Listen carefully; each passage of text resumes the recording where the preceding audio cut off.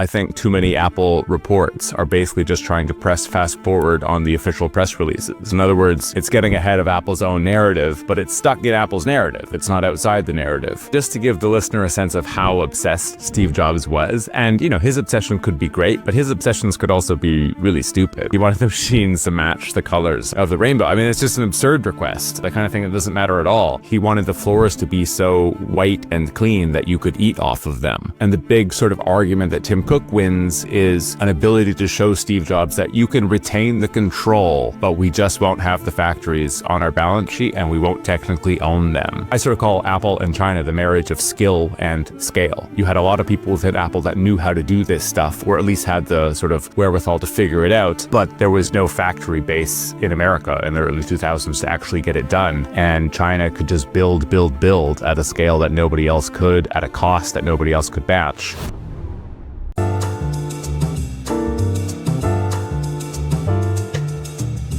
Today, I'm joined by Patrick Mcgee. He wrote this best-selling book, Apple in China, alongside with Stephen Witt's The Thinking Machine. These two are my favorite books right now on the American technology ecosystem. In the book, it details the unlikely rise of Apple as America's most dominant consumer tech company, how America contributed greatly to China's emergence as a technology superpower, and perhaps the cost of Apple's grand bargain with China. So it is with my great privilege that I welcome Patrick on the show. Patrick, thank you for coming on. Thanks, Keith. My pleasure. I want to first start with this quote that I think perhaps illuminate Apple's DNA as the most valuable consumer tech company. And I think that's something we take for granted, is that its emergence is historically contingent. So this comes from a book from Ken Cosinetta. I think he wrote this book called Creative Selection. And he says that the most significant strand of Apple's product development DNA is to meld technology and the liberal arts, to take the latest software and hardware advances, mix them with elements of design and culture, and produce features and products that people find useful and meaningful in their everyday lives. My first question to you is that, everyone kind of knows Apple as a cultural icon, but how come in America or in the world, most people don't really understand Apple's role as a manufacturing revolutionary? I have theories about that answer, but I don't totally know. I mean, that was sort of the whole realization. I like to joke that the book didn't come out of 4 years of successfully reporting on Apple and then sort of padding out my reporting and making it into a book. It came out of 4 years of failing to cover Apple. More or less realizing that I didn't care about most Apple coverage. I think too many Apple reports are basically just trying to press fast forward on the official press releases. In other words, it's getting ahead of Apple's own narrative, but it's stuck in Apple's narrative. It's not outside the narrative. And I think the quote about how the sausage gets made goes back at least 100 years, and yet we just don't really apply that to Apple. Or if we do, it's the same narrative over and over, which is that Chinese workers are treated poorly. And they are, to be clear. It's an important narrative, but that's the only question we've really asked. And if it was so obvious that Apple was exploiting Chinese workers, an authoritarian regime in Beijing just wouldn't let that happen. This is a really basic question to ask. Well, why did they let that happen? Which leads you to a story of technology transfer, which leads you to a story of how do they actually make their products. Apple's 50 years old as of next May, and for the first 20 years, I think there was a decent amount of reporting on their manufacturing. There's actually some famous Harvard business case studies about Apple adopting just-in-time production, and some of the books in the 90s go on about Apple as a manufacturer. But really strangely, nobody ever really covered the shift they undertook out of desperation before Steve Jobs comes back, where they basically find a way to work with a series of suppliers to retain the control of manufacturing as if they're doing it themselves without actually doing it themselves. And I think what they came up with is a form of outsourcing that we don't even have a word for. At best, you could maybe call it the Apple way. So I have some ideas as to why we haven't covered it that way. It might just be that the sort of stranglehold of Apple's own vision of the company is so significant that we all sort of follow into it in one way.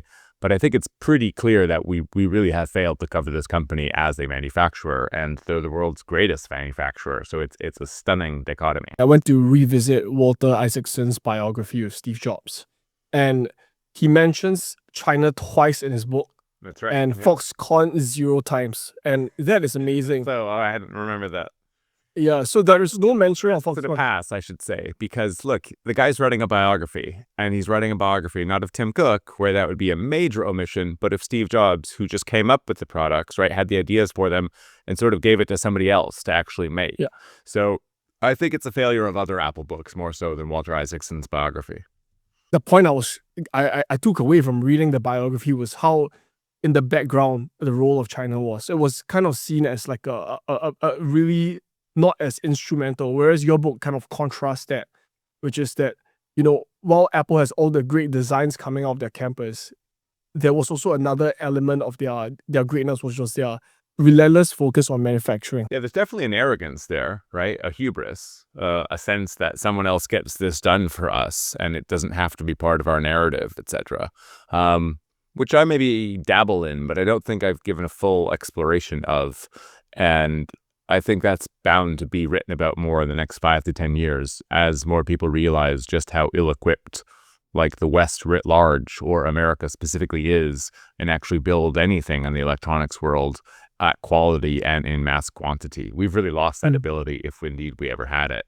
If you run a business like me, you know how frustrating it gets to manage your money across multiple accounts and platforms. Now with Revolut Business, you can streamline everything into one business account that will handle all your business financial needs. Every month, over 20,000 new businesses join Revolut Business, and it's easy to see why. Whether you are a startup or scale up, Revolut Business is here to help you build your business better. Other than its beautifully designed card, here's what I really love about Revolut Business. With Revolut Business, I can handle over 25 different currencies at once in a single account. This means I get to store the transfers I receive in the same currency and exchange it only when I need to. I don't have to pay exchange fees during market hours within my money plan limits. And for a business that's operating out of Singapore but is truly global minded, that is a huge win for me. On top of that, what's amazing is that you can connect your accounting software like Xero directly into your Revolut Business account. This allows you to automate all your expense management and reconcile all your transactions. And for me, that's saying goodbye to a troublesome and nightmare-inducing accounting experience. From a basic plan to an enterprise level account, Revolut Business offers 4 different plans to match where you are at in your business journey. So if you are ready to control your business finances, you can sign up via this link, www.revolut.com/RB/TFR. Or you can visit the first link in my description to redeem your $50 welcome bonus. This offer is only available for new Revolut Business customers. Terms and conditions and end dates do apply. Once again, a big thank you to Revolut Business for sponsoring today's episode.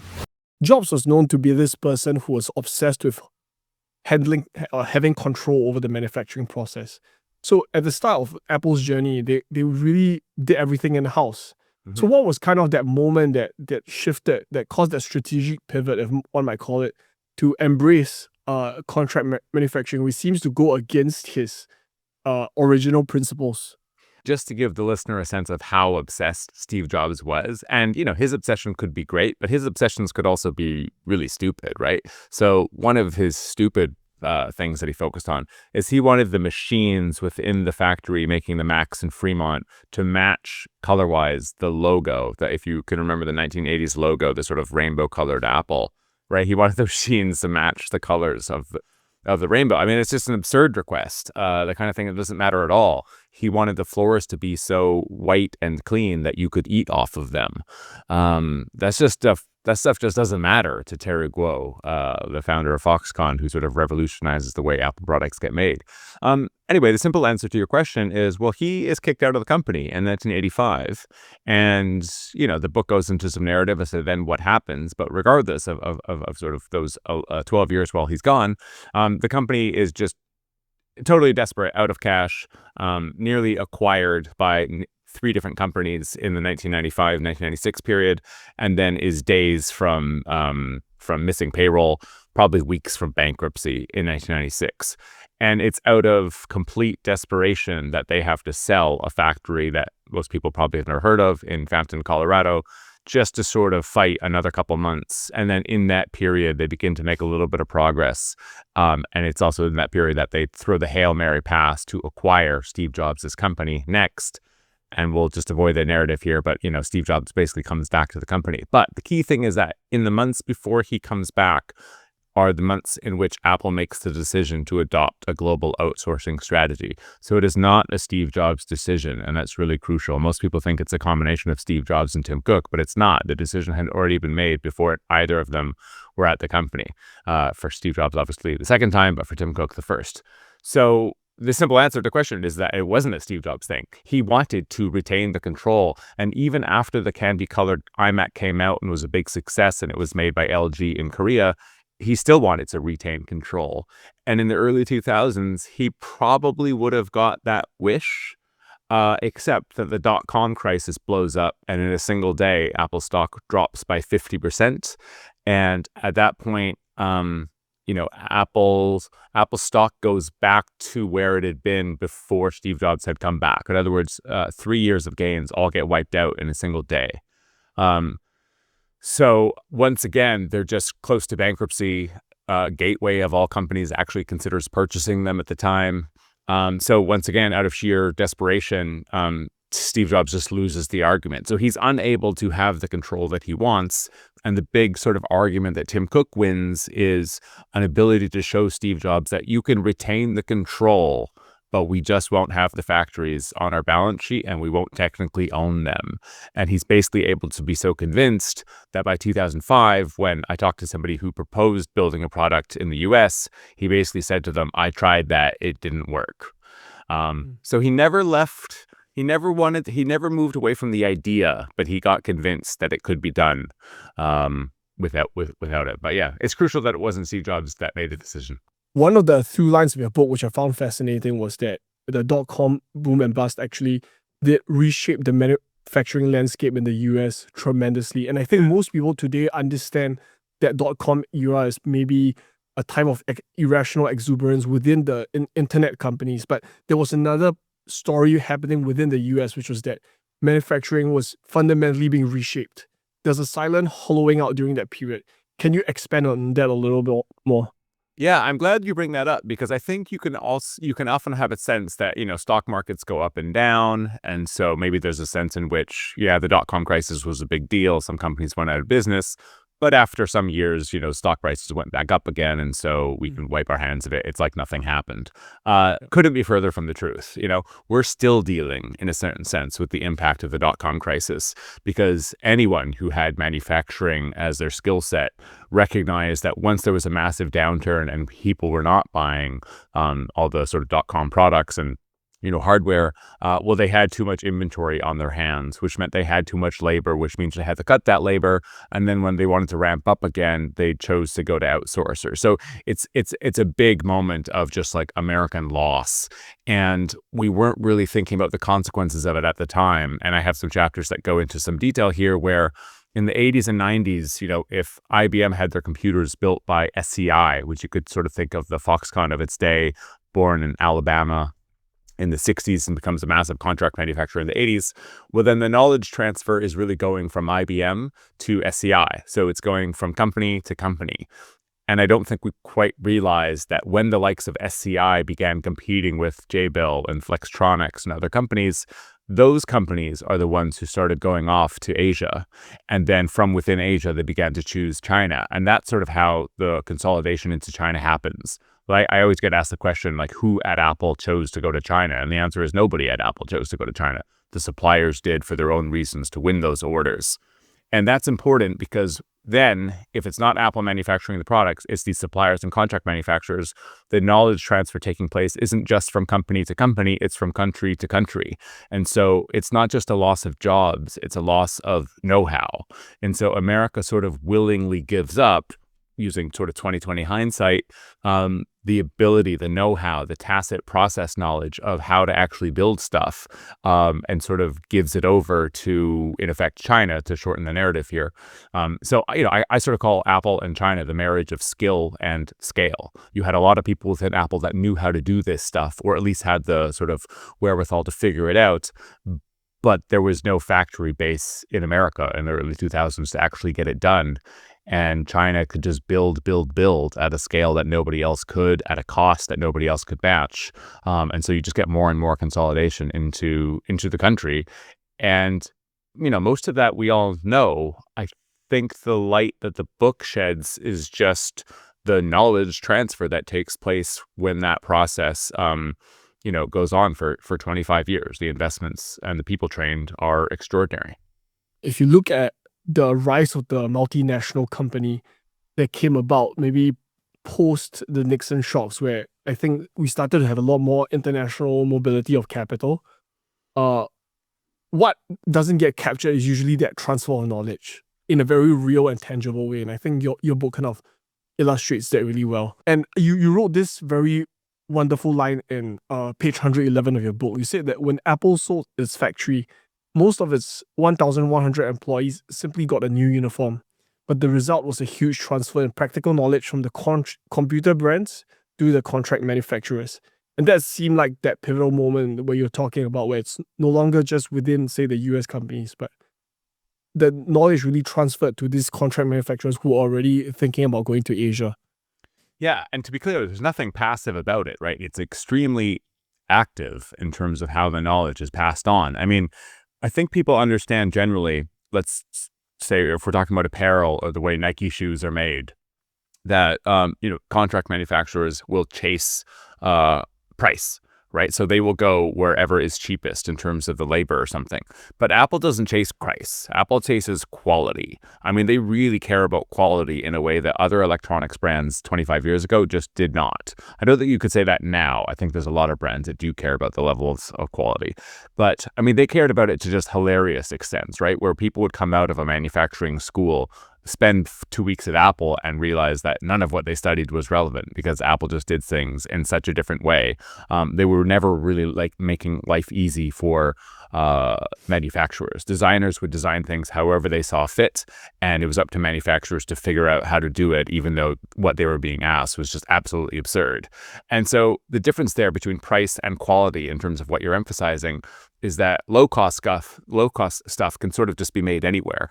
But high-quality stuff really has to be taught. You really do have to be there in the factory, training, hand in glove, using cutting-edge machinery and making these massive investments.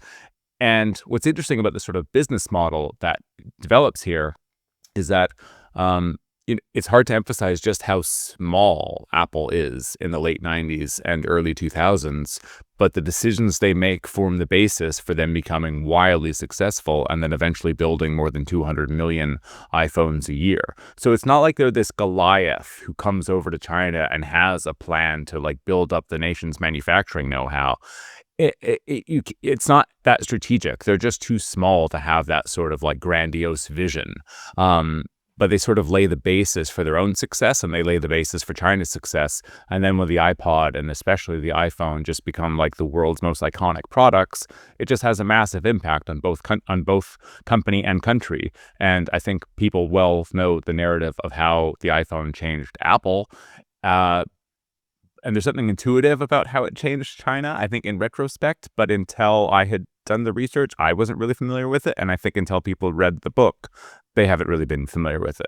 But like in hindsight, there's almost something kind of obvious, right? If you take the Hollywood image of Steve Jobs sort of berating all the people around him, but in doing so, bringing their perceptions of what's possible sort of up to sort of his level.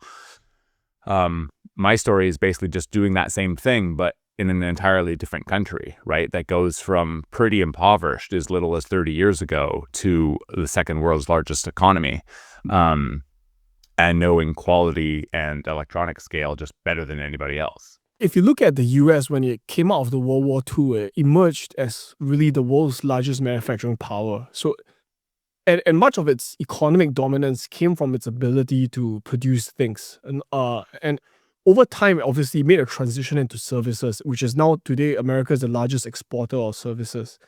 But it seemed to me that why wouldn't be policymakers there, thinking, hey, we got rich by being a great manufacturer.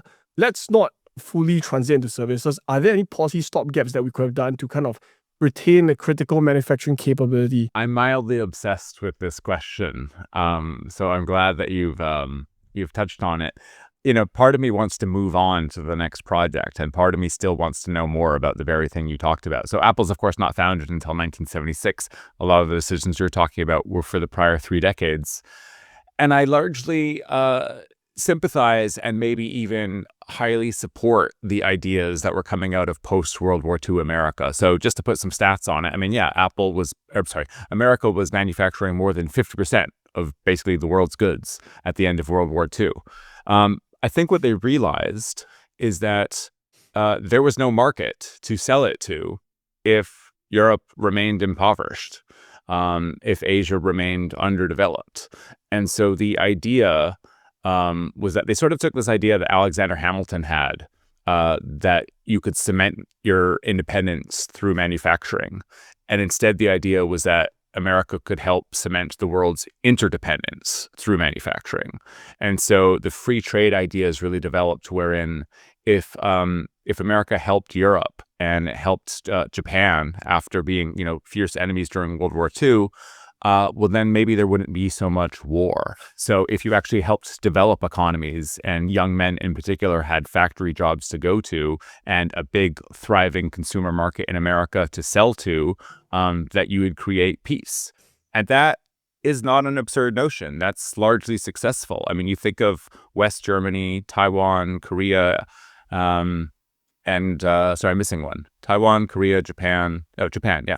I mean, all of those are autocracies for quite some time. And then by building up a middle class and inculcating liberal values, small L liberal values, they become thriving democracies in their own right. So yes, it comes at the cost of America giving up her manufacturing, but it's like a net good where you get this sense that, America, basically some people still have, right, that America can focus on the design, the product conception, the branding, the marketing, and other companies are or other countries rather, are moving up the value chain by taking care of the manufacturing. That's actually a pretty solid model, but we got arrogant with it in the 90s in what was called the unipolar moment, right after the Cold War, and we tried to apply it to China. And China's a proud nation with a 5,000-year history of civilization. It's 4 times the size in terms of population than America, and it has no real ambition to stay within a system designed by a relatively small country. It wants to be number one. I find it difficult to begrudge them for that, but nevertheless, we have to contend with it. So I think that was probably the big mistake in retrospect, taking the solid idea, but trying to fit an extremely big puzzle piece into a picture that couldn't really afford it. Yeah. Singapore, to a certain extent, really did enjoy the benefits of the creation of the global value chain. Anyone else, yeah. Lee Yeah, Kuan Yew, sure. I mean, absolutely amazing. Eventually, they moved out because Singapore just couldn't compete. But maybe us being a small state, we were a price taker of sorts, so we couldn't really do much about it other than find other niche areas we could go into. But within the government here, there's always been an effort to kind of keep some form of manufacturing capability, and they've designed policies around that. So that was interesting for me, just to read a little bit about how something like a company like Apple also, to a certain extent, shaped our economic history in this small, tiny island state. It doesn't seem probable, it doesn't seem obvious to anyone that Apple would eventually end up manufacturing in China. Right, and you detail in the book, actually, it's a long march to China. They did work with other partners, and one of the famous examples that you point out was the LG example, right? They shifted to LG after they flirted with the outsourcing model, I think in 1998. And they saw that it worked with iMac, so they kind of doubled down to really managing the outsourcers rather than building itself. Tell me about the relationship with LG and how LG tried to squeeze them, but they kind of failed spectacularly. I loved finding this narrative, by the way. I mean, I'm not familiar with a single Apple book that even mentions LG as a partner, and yet they're absolutely instrumental. And yet, as instrumental as they are, Taiwan is by far the most important country for the first 5 years of Steve Jobs' comeback, where, 0 of the candy-colored iMacs are built. But the candy-colored iMac, the first one being Bondi Blue before Candy Color, I mean, it is an absolutely make-or-break product for Apple. I quote several people throughout the narrative on that chapter that if for whatever reason it wasn't a success or they couldn't sort of actually make them and sell them, I mean, that was the end of the company. Just straight up, there would be no iPod, there'd be no iPhone, and Steve Jobs basically would be known as a guy who failed at Apple twice. I mean, it's that simple. And so for that computer to be wildly successful means that the partnership with LG is critical. I mean, it deserves so much more ink than my couple chapters on this. So essentially what happens is LG is their monitor supplier. And the iMac is just a very sexy monitor with a computer stuffed inside. And so Steve Jobs is convinced that we're going to work with LG because we have an existing relationship. And, sort of to take a tragedy and make a happy thing out of it, Korea was like on the brink of default, or at least a number of banks were, because of the Asian financial crisis and exposure to US dollar denominated debt. So they were willing to kind of do anything to win orders, right? I talk about this factory in Gumi, Korea, where it just said survive, and workers were going back and forth all day long seeing this sign. So they knew that they too were on the brink. And so you have this partnership that ends up being really successful. And you mentioned Singapore, right? So Apple had and still has a facility. I don't know exactly what they're doing. It's logistics, but they've had operations in Singapore since 1981. And they also had similar operations around the same time in Cork, in addition to what was going on in California. And I'm mentioning that because Apple had this like tri-continent model of building stuff. And so when they go over to their first major contract manufacturing partner, LG, and the iMac becomes successful, they ask them to expand to the 3 continents as well. And so LG ends up building plants in Wales and in Mexico. So some iMacs were made in Mexico, which again is another narrative I don't think people are familiar with. It's a great strategy, but it's a total disaster. I mean, the Mexico one's probably more interesting, and it's where you had sort of Americans setting the specs, but then Koreans trying to get it done, working with Mexicans, and just a clash of culture between these 3 different proud countries and cultures with really no experience and no clear sense at times of who was in control, meant that it really just didn't work at all. And so it's a good strategy, but it just doesn't work out. But Terry Guo from Foxconn sort of pounces on this idea and says, like, he calls up Tim Cook essentially and says, I can fix this, give me a chance. And so Foxconn ends up being the company that really thrives with the iMac. And I've got to shorten some of the narrative here just because it's in the book, but we don't have time for it. But, essentially they just like impress the hell out of everybody. And it's worth knowing they're really like a third-rate supplier at the time. They are not an obvious choice to go to, but Terry Guo is able to just demonstrate a hunger that nobody else really has, and he's willing to do things at like a real bare bones price. He's probably even losing money on the deal, making the investments, because he recognizes that what Apple is asking for is sorts of things that nobody else is asking for. And that's why most companies don't want to work with Apple. But whereas Terry Guo sees the challenge as an opportunity rather than as a reason not to get involved. I highly recommend people read the book, because for me, I think it was one of the best books that I've read this year. And to a certain extent, it is a history of Foxconn as well. It's a smaller, maybe more abbreviated history.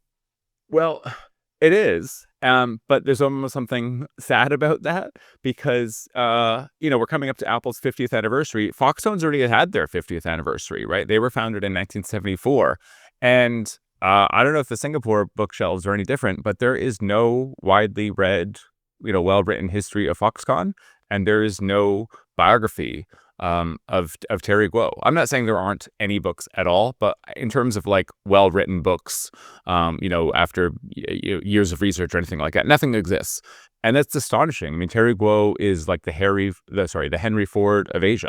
For there not to be a book about this man who's now run for president of Taiwan twice, I mean, just a hugely consequential figure. It's just like a tragedy that we don't know more about him. So you're right that the book is sort of a mini history of Foxconn and Terry Guo. And yet, he is so deserving, and Foxconn is so deserving of so much more than the couple chapters that I wrote about them. If you talk about, the Apple in China, that doesn't happen without Foxconn. I agree. It pretty much is a marriage between Foxconn and Apple. So I'd like for you to take me through how Foxconn, at this point, is still a third-rate manufacturer, according to you. How did they impress the executives at Apple to give them the order? Let me give you a couple answers. The first one's complicated, but I'll just keep it really short, which is that they weren't trying to get into the more lucrative area of of what's called ODM work, original design manufacturer work. And instead they were doing the lower end sort of third-rate work, OEM, original equipment manufacturing. The difference is that to do the design, you need sort of higher paid engineers. And if you're a PC maker in the West and you're already giving up your manufacturing for somebody else to do, it's amazing in a certain sense for them to say, by the way, we'll also do the R&D for you. We'll also do the design for you. And it gets to the point where a computer company in the West can actually just like look in a catalog that the Taiwanese, someone like Quanta has come up with, and just say like, pick which design you want, right? And then they'll just stamp like an HP or a Compaq logo on it without the company having to have any real design sense in order to do it, right? So they're really making it easy for you as a Western PC company to sort of continue to come out with new models. But of course, this is the total antithesis of the way Apple operates. And so the fact that Foxconn's not interested in that kind of work is what sort of makes it appealing to Apple as well. So Foxconn's difference is that they'll sort of move heaven and earth for your designs, but they're not going to compete with you. And that's kind of the problem of the ODMs, because once they know how to build computers, they start branding them themselves. And if there's a shortage of components, well, who gets it? Their own brands or their clients? And the answer, of course, is their own brands. So the companies that go in that direction and rely on the ODMs, in hindsight, I think make a big mistake.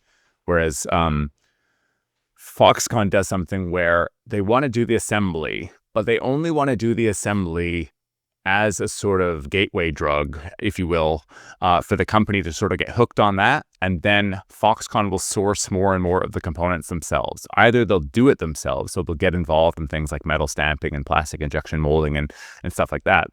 Or they will start just purchasing the components and working with the companies. And the clever thing there is they'll often purchase components at one price, and then they'll tell Apple that they cost a different price, and they make money on the difference between those two things. This is called PPV, I think, purchase price variance. It's part of the business model. So there's a couple things going on there, but essentially the fact that Foxconn won't be their competitor and will move heaven and earth to get things done, that's one thing. And there's a little more detail there, but I won't go into it. The second thing, though, that I don't think anybody's really familiar with, and I think it's wildly important, is that Apple didn't just outsource their assembly to Foxconn. They really outsourced their like politicking. And Terry Guo isn't just a genius in terms of how to get things built and how to manage a client like Apple, but really how to work with the like emerging sense of state-backed capitalism in a place like Shenzhen, where the local cadres are really incentivized to bring growth to their areas, almost at the expense of other cities and places, right? So like the Chinese sense of communism is that it's almost grassroots in the sense that,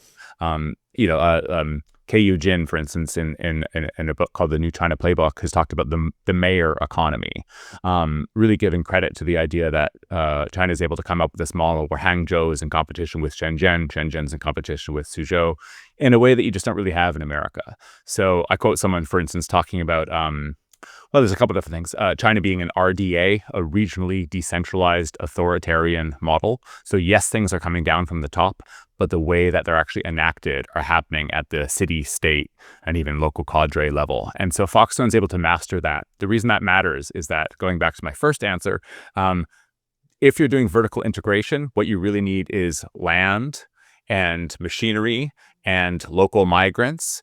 And if you work with the state, you can get all of that stuff. You can either get it subsidized, you can get it paid for, etc.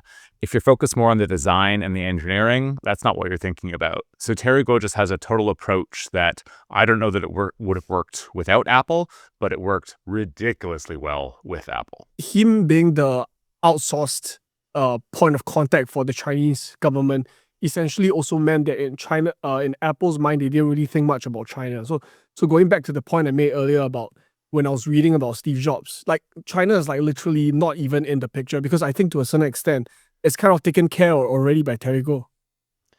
Yeah, totally. I mean, at the end of the book, I compare Tim Cook to Jack Welch, the one-time CEO for 20 years of GE. And he once said that the perfect manufacturing site would be on a barge, meaning an enormous ship that would just travel from one jurisdiction to another wherever labor rates were lowest and, demands on environmental standards and stuff were lowest and stuff. And there's a certain sense in which that's how Apple was treating Shenzhen. They didn't particularly care that it was in China per se. It was this special economic zone, sort of excluded from the normal laws of the rest of China. And Terry Guo was just able to sort of move heaven and earth and get things done for them and build factories whenever it was needed and really just like custom build for them. So the fact that it was in China, that was something that Terry took care of for them. So the people that are familiar with with Apple's political awakening in the 2010s, I mean, they were just stunned by how little Apple as a company really understood about China. I mean, you had people entering the company that assumed, logically, because of how successful they were and how large their operations were, that of course Cupertino had a deep understanding of China, and like they knew nothing. That had just been outsourced. They really didn't get China at all, and that really comes back to bite them, to sort of give away some of my narrative. I'll share a little interesting story from Singapore, which is that, when Singapore companies are going to China, because we're small, there is a huge reliance on the trade officers, the diplomats, to really get you up to speed. So if you're a Singaporean company, you want to go to China and you want to expand there, you want to do any kind of business, like the first thing you do is always to like speak to the trade representative there, to talk to the diplomats. There's this almost instinctive reaction that you have to do that. Whereas like in your book, I realized that actually like in Apple, it was just kind of taken for granted. This was taken care of. And I felt like there was a huge contrast for me within our own working culture here as well. Yeah, I mean, this isn't in the book, but I'd hear a bunch of examples where as late as 2012, 2013, the executives in Cupertino would think that they just had to have, a cocktail party or a dinner with the right people in Beijing. Really just not understanding that Beijing didn't quite have oversight of how things were taking place in Shenzhen. I think this might have been in the pre-edited version, so I had to cut this for words. But the equivalent for me would be like if Elon Musk was dealing with Washington instead of like the California governor's office when he was building electric cars in Fremont. As a rough analogy, I think that sort of works. Right? That would obviously be wrong in an American context, but I think it sort of works as an analogy to understand how wrong it also is in China. But people just didn't get that. They wouldn't get basic things that, to be fair, I wouldn't have known, but should have been known had they been operating because they've been operating there for a while. Like, for instance, that in Pudong, which is, technically part of Shanghai, it's governed as a different municipality. It's got its own mayor and so forth. And I say Pudong because that's where Apple's headquarters for operations were, is in Pudong, and somehow they didn't know that. So the China people that they eventually hire in the mid 2010s are stunned at the state of ignorance on Apple's part, and really the naivete.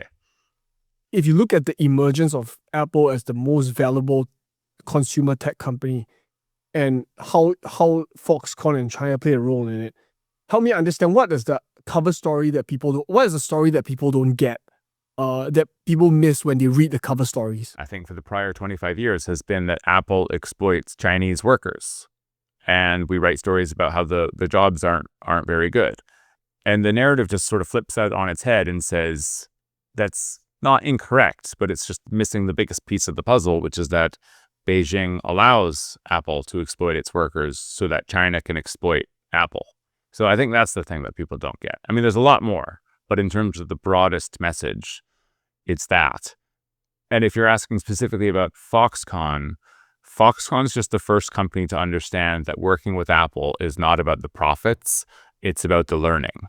Because for Apple to build the products it wants, because it chases quality rather than price, the consequence of going to a place like China, which 25 years ago was synonymous with low quality, you had to build the tech competence, which means that Apple has to fly out America's best engineers to begin training, auditing, supervising, and installing hundreds of millions of dollars worth of machinery in the factories to get everything done. It's the same thing they're trying to do in India right now, to not much success. But India doesn't have the quality levels of China right now. And so who's going to change it? Apple. Apple's going to go into the factories in India and change the nature of education in manufacturing on the ground.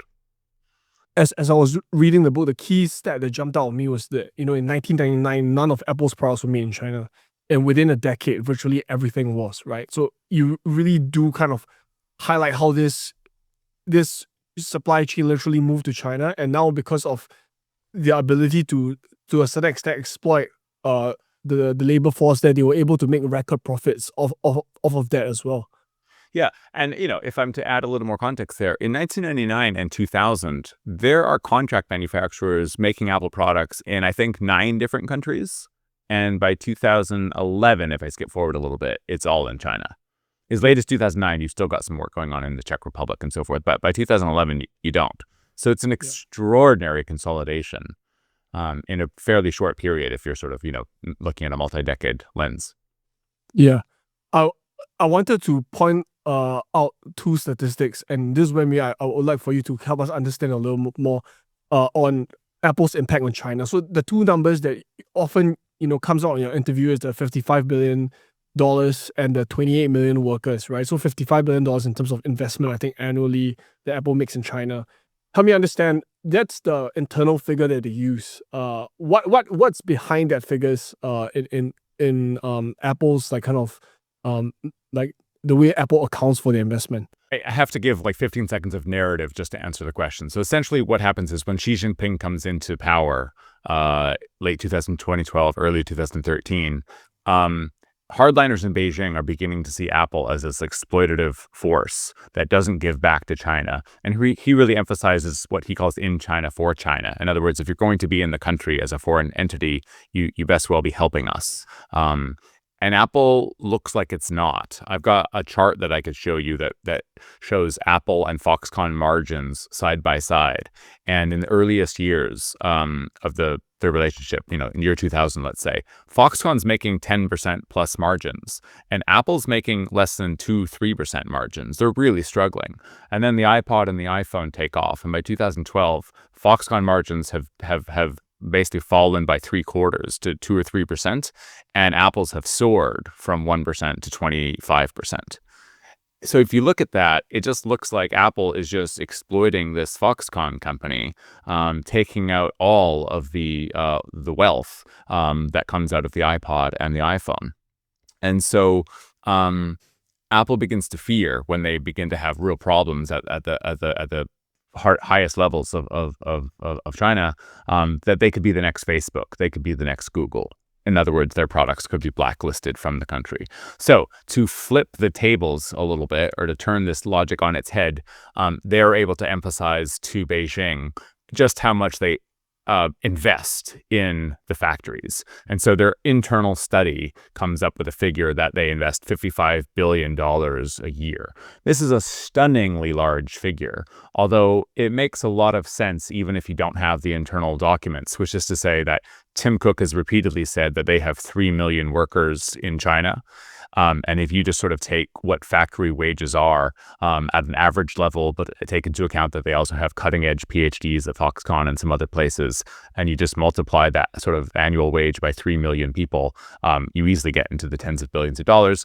And then in addition, it's counting machinery. And by this point, Apple was spending more than $10 billion on machinery that was placing in hundreds of factories across the country. So it's a very like the number's not that opaque. I can sort of figure out where they get it. I don't have the Excel sheet that adds it all up, but I'm partly getting ahead. I'm anticipating a little bit that we might talk about some of the investments that they've pledged for America, which are actually significantly higher.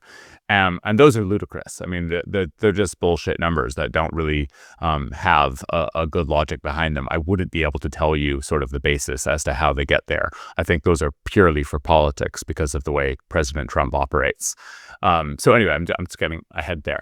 So the numbers are so extraordinary that, I mean, I compare it to like the Marshall Plan, where America invested just vast sums into supporting 16 countries in Europe after World War II.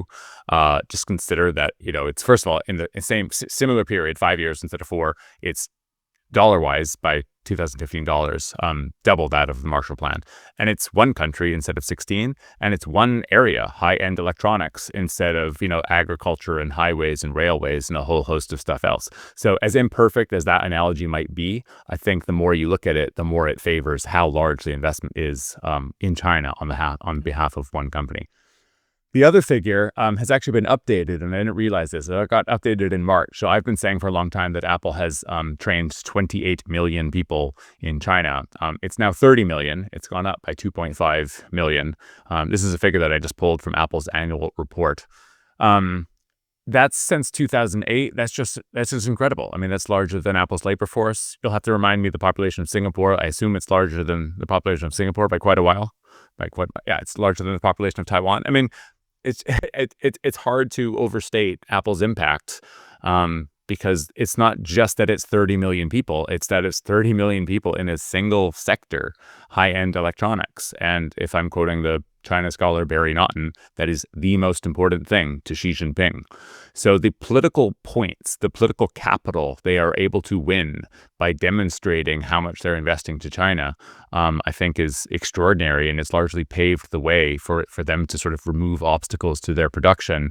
And again, getting ahead of myself, but when Washington goes after Huawei in 2019, I think it's a totally natural question to ask, why didn't Beijing retaliate by going after Apple, right? The sort of closest thing that, Huawei and Apple are sort of comparable companies to a certain extent. And the answer is that, well, Tim Cook had made it immensely clear to Beijing leadership how much it meant for their country, for Apple to be operating there in terms of training all of their suppliers. And the chief beneficiary of their suppliers is Apple, but the second line of chief beneficiaries are Huawei, Xiaomi, Oppo, Vivo, etc. And those companies have 55% global market share of the most iconic device of the 21st century, the smartphone. If Apple was to implement that kind of Marshall Plan, they made a very good return on their investment, right? Oh yeah. And be it the headline figure of the 55 billion or the 30 million workers, it stands to me at least that that's how they kind of became the world's most valuable tech company as well. Then Yes. what are some of the common pushbacks against your kind of like your representation of these numbers? And then I would like to hear, where do you think you disagree with them? So I have not seen any major pushback in the form of, let's say, a book review or an essay, actually published anywhere. I've only gotten pushback, not even to the book, but to the way that I've conveyed it through interviews, that it sounds like an oversimplification, or that someone goes through the official documents submitted to the SEC and says these numbers don't exist. And that's true. Of course, they don't exist to the SEC. First of all, it wouldn't have been a scoop to put into the book if these numbers were just publicly available. Of course, they're not publicly available, and I've never claimed that they're publicly available. The whole point is that I uncovered private documents. So I don't know that there is pushback. So yeah, by all means, quote something that you've got, but I think it'll be from social media relying on a video, something I said in a video, but it's not, I've never seen anyone taking on like paragraph by paragraph the description of those dollars in the book, for instance. Like that scale, I mean, just coming from a small country, right? Like you were talking about Singapore's size, we're like 5 million people. So it's like 6 Singapores essentially of people being trained. And that's such a huge number that even I struggle to compute. I should mention one thing, which is that in the book, I make it clear that it's 28 million people in the supply chain. In interviews, I have sometimes misspoken and said 28 million Chinese people, or sometimes someone interviewing me says that. So it is inclusive of China, but it goes beyond that. It includes, I don't know, Japanese, Korean, and so forth. And so Apple has actually, responded to media outlets and said, it's not just China. And that's true. But what they won't tell you is what percentage are in China, because of course I don't know if it's 85% or 90%, but it's the vast majority are in China. So it's interesting that they correct that one figure, but they don't correct the $55 billion figure. And I'll let your readers or listeners guess why. And this is where maybe we can talk a little bit about the geopolitical implications of it. Of Apple being so heavily concentrated in China, was that when you look at it from my perspective, is that when China and the US are so vertically integrated with each other, you reduce the risk of a Cold War or a rerun of the Cold War to a certain extent. In the U.S. and Soviet Union in the 20th century, because you're not economically dependent on each other, you could think about nuclear war and things like that. But when you're so kind of codependent on each other, I mean, as a Singaporean, we think that that's actually a good thing. When you have an iconic company like Apple embedded in China's economy, is a constraint to a certain extent on how far their strategic competition could go. I wanted to ask you, what do you think about this view of interdependence? Is that necessarily a bad thing? Yeah, no, that's a really good question. And one thing I should just make clear is that the book is just a narrative of how it happened, and I'm not really pushing a particular view of China. Or I mean, so in other words, I'm happy to answer the question, but in a certain sense, if like the listener doesn't care for my answer, like the book isn't infused with like whatever basis that I have for this answer. Yeah, I mean, look, there's an answer that Elon Musk gave a few years ago, which is that China and the U.S. are basically like symbiotic twins. If you were to perform surgery to decouple, both would probably die. It would be bad for both. The trouble isn't that the U.S. and China trade with one another or that Apple builds some products there. The problem is just the extreme overdependence because of the consolidation. So, for instance, when China wants to impose its version of the internet onto Apple products, Apple, because it has no plan B, is not in a position to argue with them or sort of uphold what Americans would just consider basic American values and freedoms that American companies should adopt even when they're in other parts of the world. So the reason why Apple didn't put up a fight when they were asked to get rid of the New York Times from the Chinese App Store, get rid of 600 VPNs, or get rid of something like encryption apps like WhatsApp, or house all their data for Chinese users in a joint venture data center. They just had to accede to all of these things and, in effect, cut off Chinese users from a sort of more full version of the internet, because what else are they going to do? They cannot plausibly threaten, if you do that, we're going to move all our investments to India. India just can't do what China does. And it's because Apple hasn't been funding their investment for the last 25 years or anybody else's. So I think that's where it matters.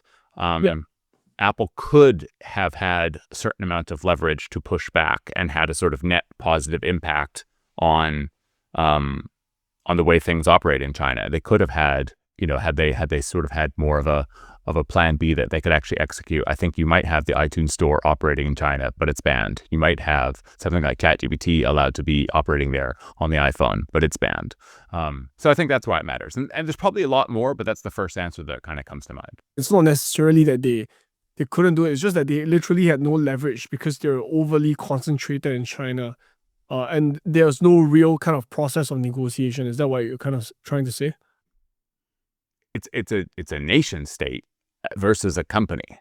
It's I mean, if you wanted a visual image, just think of all the major CEOs. I think collectively their companies were worth $4 or $5 trillion in the White House the other day, all talking to President Trump and just heaping praise on him. I think that's embarrassing and kind of disgusting.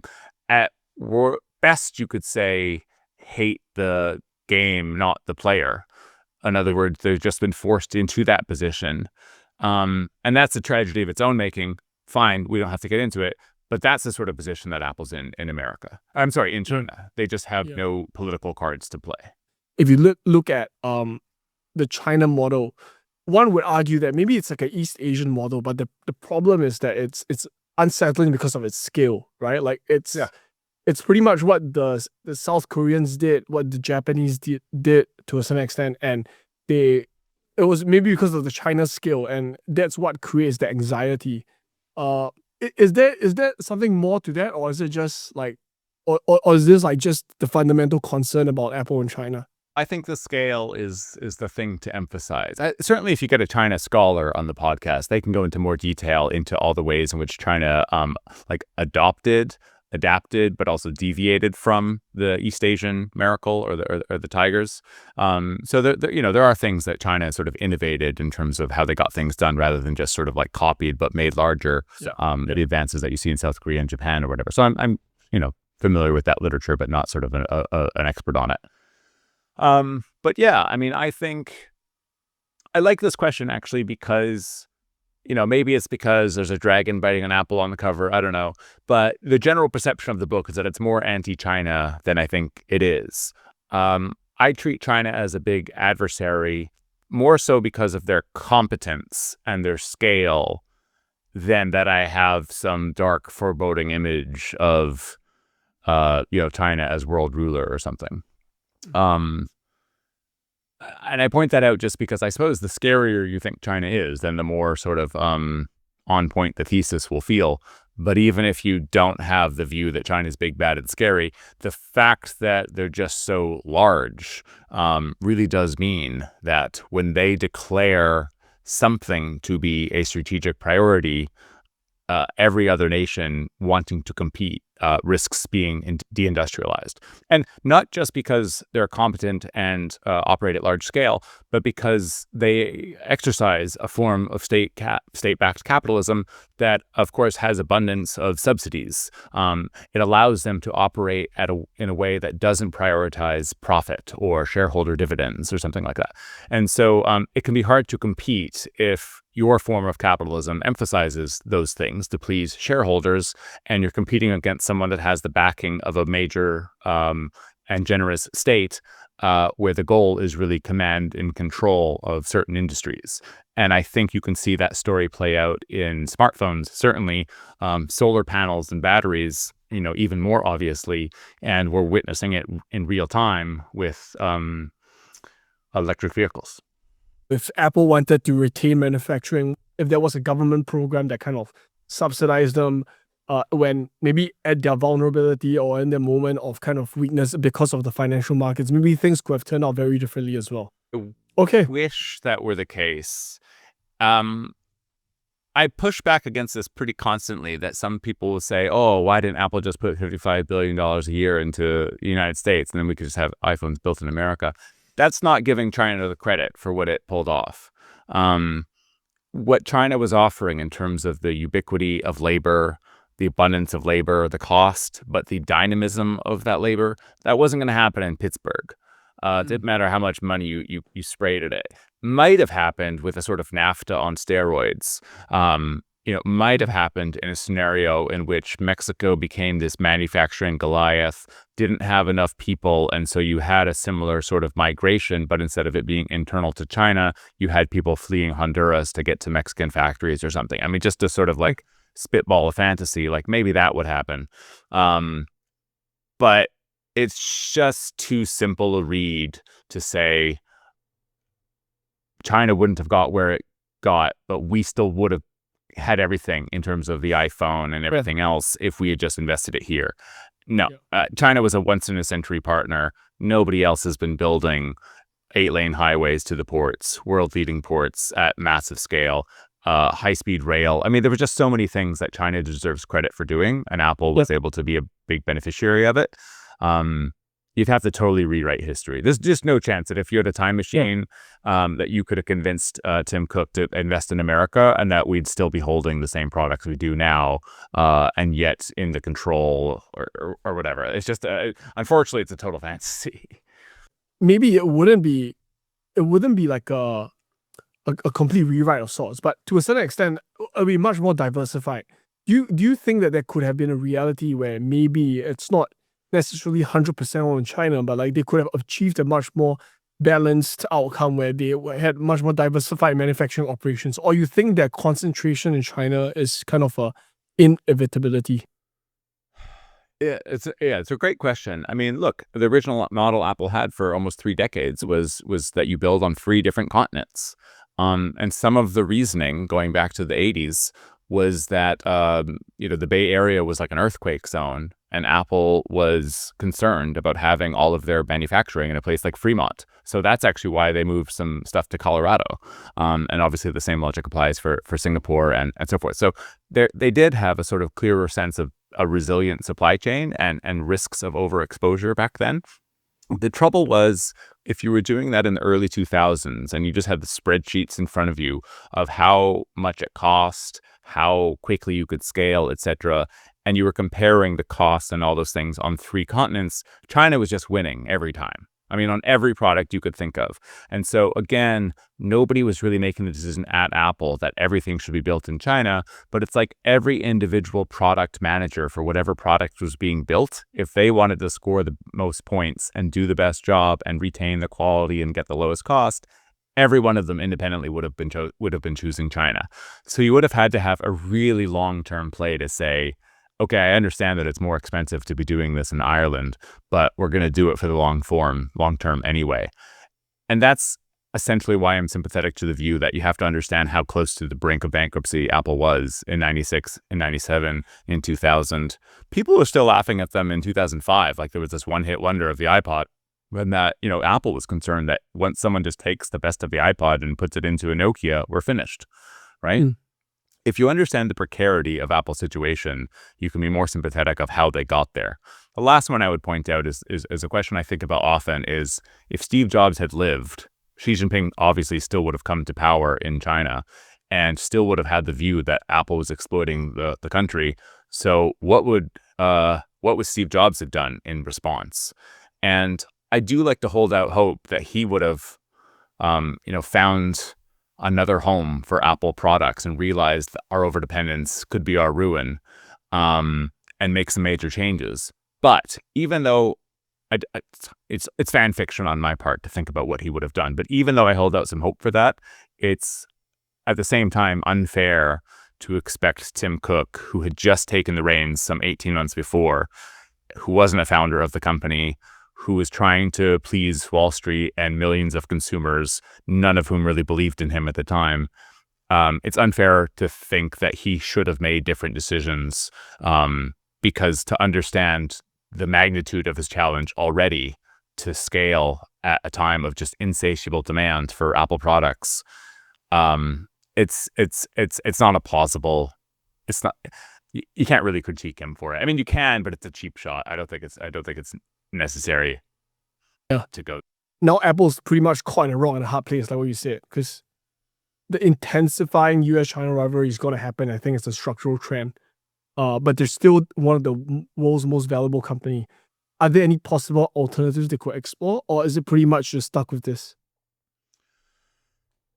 Well, I state pretty forcefully, I mean, the reason why the subtitle is The Capture of the World's Greatest Company is I do not see any scenario in which they have somehow de-risked from China in the next 5 to 8 years, let's say.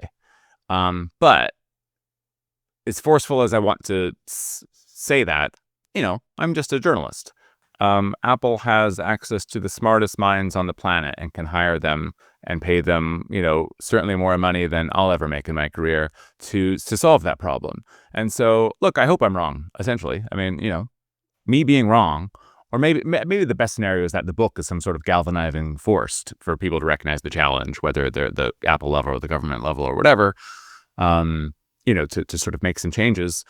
But I don't see it. I mean, look, I do reporting today on what's going on in India. It's not an inspiring picture. It's not like I'm being proven wrong and that loads of stuff is going on in India. A lot of people think a lot of stuff's going on in India, but you talk to people on the ground and it's not happening. So, yeah, no, I think they're really stuck. And the most perceptive reviewers of the book have said more clearly what I sort of hesitate to say in the book, which is that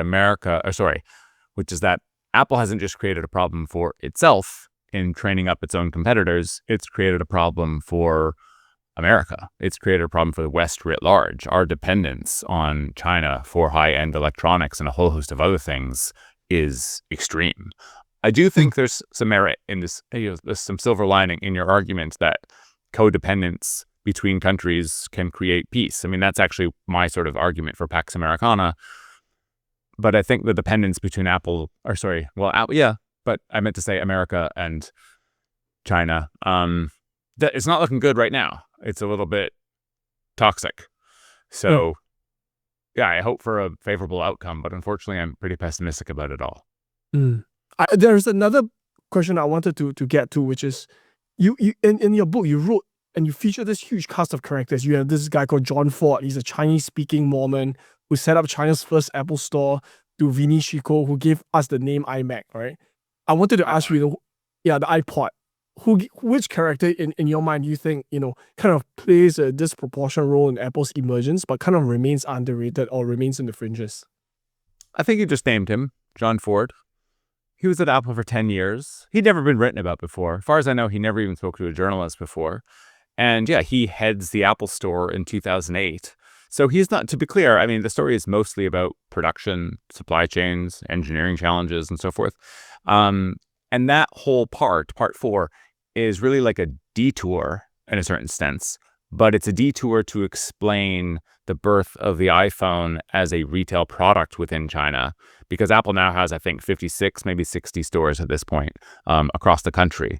And, it's some of the most valuable sort of real estate in the world in terms of, how many products are being sold per square foot, that kind of thing. And he's the de facto head of China retail for 5 entire years, taking it from 0 stores to God knows how many by the time he left. And he hadn't been written about before, and he's a fascinating person, but his narrative, that what he gets put into is wild. And as you'll know, but we'll just tease the reader, it involves organized crime, networks across the country. I mean, I talked to people well beyond John Ford. John Ford was happy to go on record, but the sourcing goes so far beyond him. I mean, I talked to somebody who was at Apple for a number of years. I'm trying to keep it opaque because I don't want to sort of give away anything. And they said the problem with the yellow cows, these scalpers that he had to deal with, and how to sort of finally win the cat and mouse game with them that lasted some 8 years, was the biggest accomplishment of their entire career. And I mean, nobody knows these stories. And so I think he's, until the book, completely unheralded and a huge figure for Apple history. I hope I've put him in the, definitive Apple guide to history that gets written over the coming decades. I mean, there is a book coming out for Apple's 50th anniversary this March. And I really hope John's in it. With that, I have one last question for you, which is, if you had one piece of advice for a graduate entering the working world today, what would that be? Oh, I don't know. That's a fair question. I'm not sure I'm good at answering those questions. Maybe it would just be, and this is maybe a little bit banal, but I think sometimes if you're at a university and you're just writing essays on whatever you feel like and going to whatever classes you want, you get a certain sense of, freedom and autonomy that frankly you're not going to get, or at least I didn't get, upon entering the workforce at the lowest rung of the corporate ladder or whatever. And so I would just say, like, the slow grind towards success is the way to do it. I mean, I was a municipal bond reporter for years, and that was never like, a sexy thing to say at a cocktail party or whatever, but it was a nice little venue to learn the ropes of reporting and to figure out how to do things in finance. And if I'm to sort of put this in book form, a book I would recommend is called Range by David Epstein. And the subtitle is something along the lines of, how to be a generalist. And no, what is it? It's about being a generalist in a specialized world. And I think too many of us want to be specialists. And it's sometimes I would say it's too easy to be a specialist. I mean, if you really get interested in something when you're 22 and it's all you've thought about by the time you're 40, yeah, you'll probably be like a world-leading authority on that topic. But what a bore. I mean, I would so much rather talk to someone who's got their hands in 16 different things and can sort of dabble from one to the other. I get asked all the time, are you going to write Tesla in China or Microsoft in China? Can you imagine how stupid that would be of me to do for the next 2 to 3 years? Like, what a boring thing. I hope my next book has nothing to do with Apple and has almost nothing to do with China. So I don't know, stay interesting, do a bunch of things. Don't just focus on one thing just because it's easy. With that, Patrick, thank you so much for coming on. So that was Patrick Mcgee with his latest book, Apple in China. I hope you guys will catch it and go read it. It's a fantastic read. Thank you for listening to today's episode. If you are watching this on YouTube, please consider subscribing and turning on notifications for whenever new episodes are out. If you're on Spotify or Apple, it would help us greatly if you could leave a 5-star review on those platforms. Once again, thank you for tuning in to the Front Row Podcast.